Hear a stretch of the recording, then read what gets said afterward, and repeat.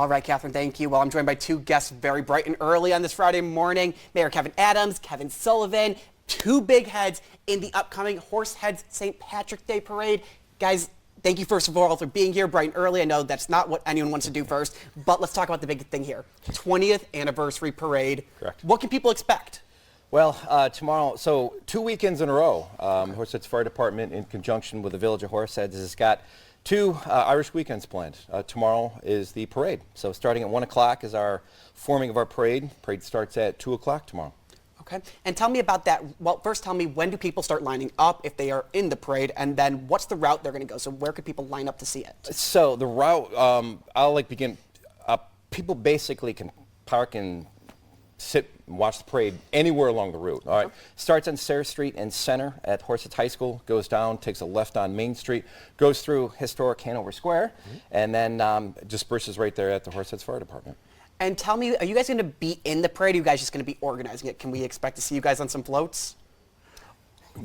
You first.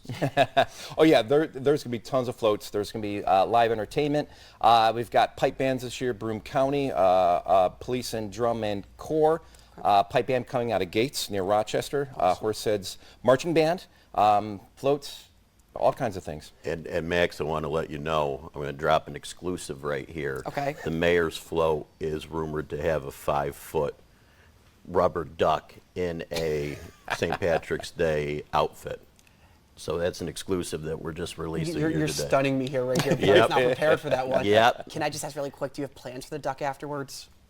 We're gonna auction it off for the village. So Okay. no, I'm kidding. I have no plans. I think it'd be a yet. great centerpiece in your office. Sounds good. Okay. Sounds good. We'll put it right in the middle of the village hall, right there. Well, let's talk about how this can be fun for kids, of course. It's a lot to just see cars go by, but there are some people participating in a fun way by throwing candy. Tell parents out there how it's like a family event. It's not just anyone can come, right? Yeah, oh, absolutely, absolutely.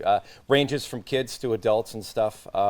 Kids love it because the candy's being thrown. Obviously safety first, obviously, but yeah, tons of candy. So kids, be prepared. Parents, be prepared. and we got to be very grateful for the weather, because last year when we were throwing candy, some of it got into some puddles. It looks like this year it'll be rain-free candy that will be available to everyone on the thing. So we're appreciative of that. Thank you, Katie. Yep.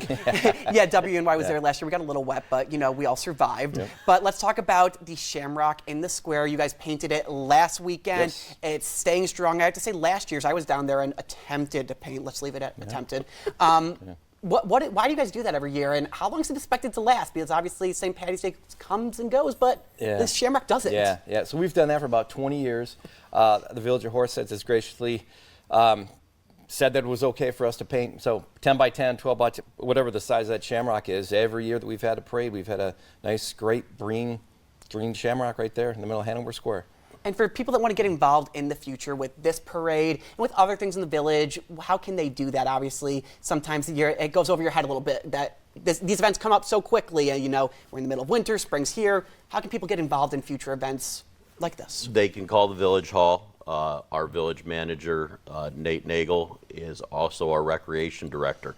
As I've said many of times, these events in the Village of Horseheads are not possible without community support. Absolutely. We have one recreation leader who's full-time, and that's it. So it is by the generosity and the passion of these groups that, such as the committee who puts this on, St. Patrick's Parade, or there would not be a St. Patrick's Day Parade. Absolutely. So we as the village are indebted to them. So whatever we can do to help, we thank them. Awesome. Well, take a quick look at your screen. That's the information we just talked about. Starts at 2 p.m. for our viewers, 1 p.m. at the high school if you are participating. The 20th annual big event, big moment here, lots happening. All are welcome. And thank you to our Kevin and Kevin for starting their Friday morning with us. Look out. Kevin Squared, we're going to do some math with you. Sorry, it's probably a little early for that. But thank you guys for joining us. Thank you for having us. We look forward to seeing you tomorrow